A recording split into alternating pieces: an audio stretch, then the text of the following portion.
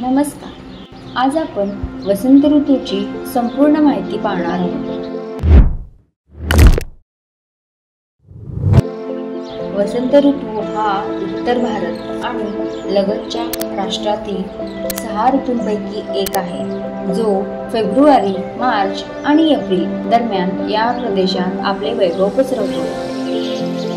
माघ महिन्याच्या शुक्ल पंचमीपासून वसंत ऋतू सुरू होतो असे मानले जाते. फाल्गुन आणि चैत्र महिने वसंत ऋतू म्हणून ओळखले जातात. फाल्गुन हा वर्षाचा शेवटचा महिना आणि चैत्र हा पहिला महिना. अशा प्रकारे हिंदू कॅलेंडरचे वसंत ऋतू मध्ये संपते आणि सुरू होते. या ऋतूच्या आगमनाने हिवाळा ओसरतो, तापमान छान होते, झाडांना ताजी पाने येऊ लागतात, आंब्याच्या झाडांना मोहर येतो आणि शेतमोहरीच्या फुलांनी पिवळसर दिसते. त्यामुळे राग, रंग आणि आनंद हा ऋतू साजरा करण्यासाठी सर्वात मोठा मानला जातो आणि त्याला ऋतुराज म्हणतात. कोकिळा पक्षी गाणे गाण्यास सुरू करतो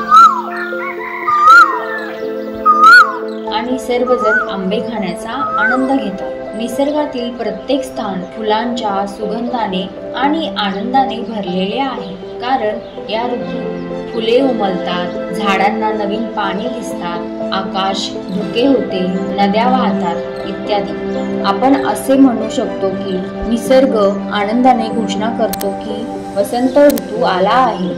शेतकऱ्यांसाठी हा वर्ष खास काळ असतो, कारण त्यांची पिके पक्व होऊ लागतात.